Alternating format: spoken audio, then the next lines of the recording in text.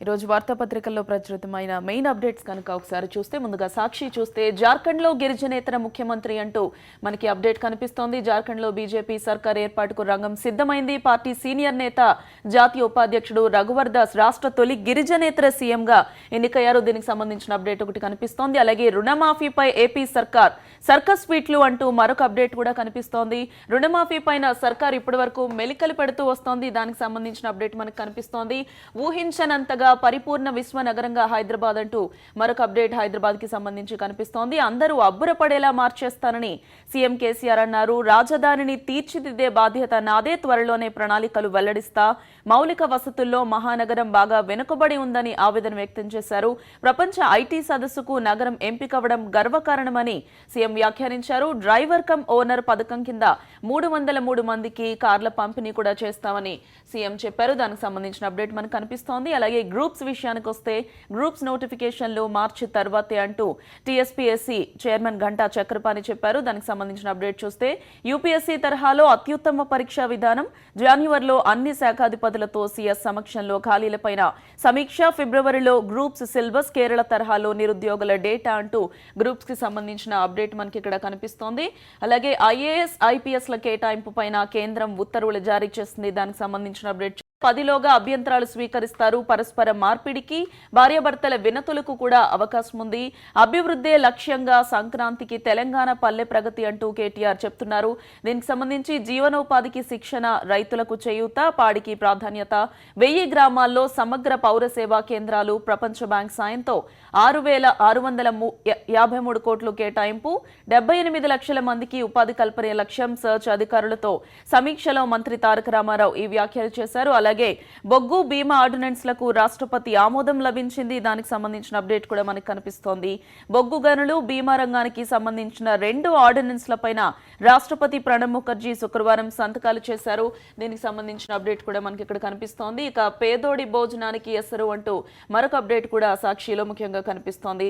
తర్వాత ఈనాడులో వచ్చిన మెయిన్ అప్డేట్స్ కనుక చూస్తే డిజిటల్ ఇండియాకు తోడ్పాటు అంటూ మనకి మెయిన్ అప్డేట్ కనిపిస్తోంది. మైక్రోసాఫ్ట్ సీఈఓ సత్యనాదెళ్ల వెల్లడి, భారత్లో తయారీ పట్ల ఆసక్తి, అలాగే ప్రధానితో సమావేశం, ఆర్థిక టెలికాం మంత్రులతోని చర్చలు, మోడీ అలాగే నాదెళ్ల భేటీకి సంబంధించిన వివరాలు కూడా మనకి ఇక్కడ కనిపిస్తున్నాయి. అలాగే జార్ఖండ్ పగ్గాలు రఘువర్కే అంటూ రాష్ట్రానికి వచ్చిన తొలి గిరిజనేతర ముఖ్యమంత్రిగా ఆయన అప్డేట్ మనకి ఇక్కడ కనిపిస్తోంది. అలాగే విగ్రహాలు, కటౌట్లను తొలగించండి అంటూ మరొక అప్డేట్ కూడా మనకి ఇక్కడ కనిపిస్తోంది. ప్రజా అవసరాల కోసం ఉద్దేశించిన ప్రదేశాల్లో విగ్రహాలను పెట్టేందుకు వీల్లేదు అంటూ కూడా మనకి ఆర్డర్ వచ్చింది. ఇరు రాష్ట్ర ప్రభుత్వాలకు హైకోర్టు ఈ విధంగా ఆదేశాలు జారీ చేసింది. దానికి సంబంధించిన అప్డేట్ కి పూర్తి ఇన్ఫర్మేషన్ ఉంది. అలాగే తెలంగాణకు ప్రోత్సాహకాలు ఇవ్వండి అంటూ మరొక అప్డేట్ కూడా కనిపిస్తోంది.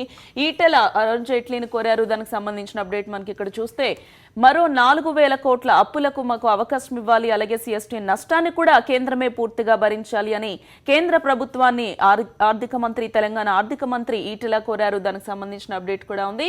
ఇక సర్కార్ సమ్మతిస్తే అంటూ మరొక అప్డేట్ కూడా కనిపిస్తోంది. హైదరాబాద్ లో నిర్మాణాలకు బల్దియాతో పాటు ప్రభుత్వ అనుమతి కూడా ఉండాల్సిందే.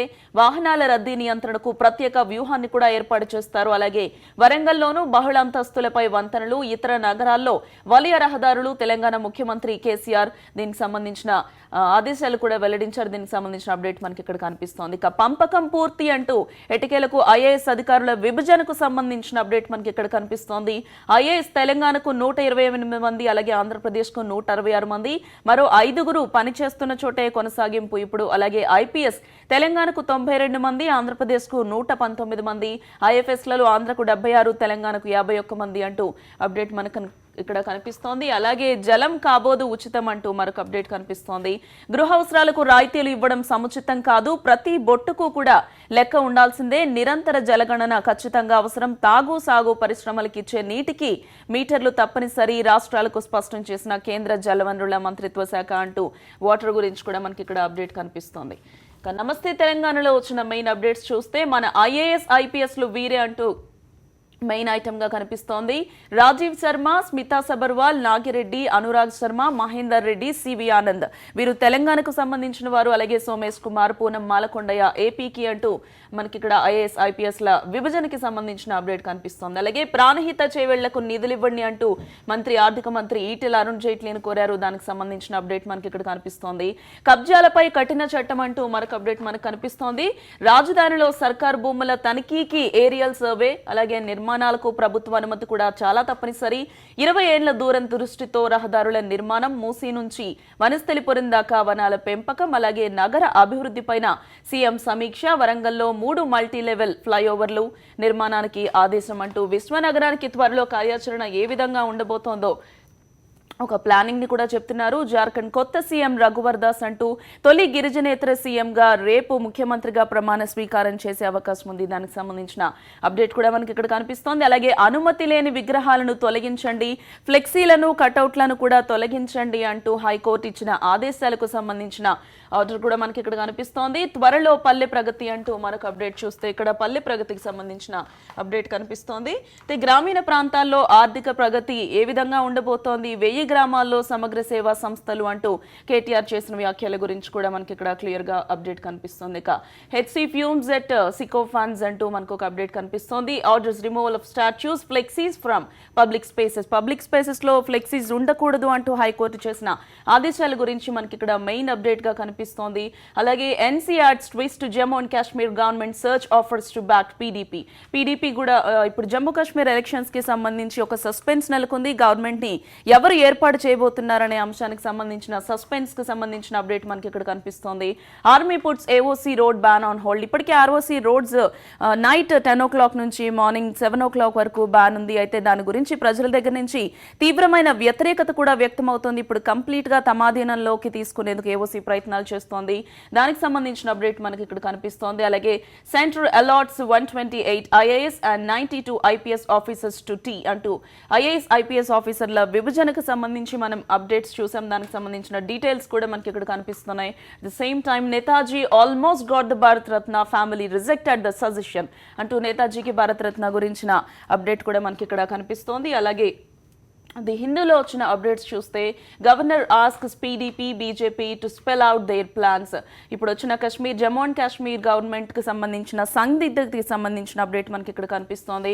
ఎవరు గవర్నమెంట్ ఏర్పాటు చేస్తారు, ఎవరి హంగ్ ప్రభుత్వం ఇక్కడ రాబోతోంది అనే దానికి సంబంధించిన సస్పెన్స్ కొనసాగుతూనే ఉంది. అలాగే బార్డర్ విత్ భూటాన్ సీల్డ్ అంటూ అస్సాం అటాక్స్ కి ఆపరేషన్స్ కి సంబంధించిన అప్డేట్ మనకు కనిపిస్తోంది.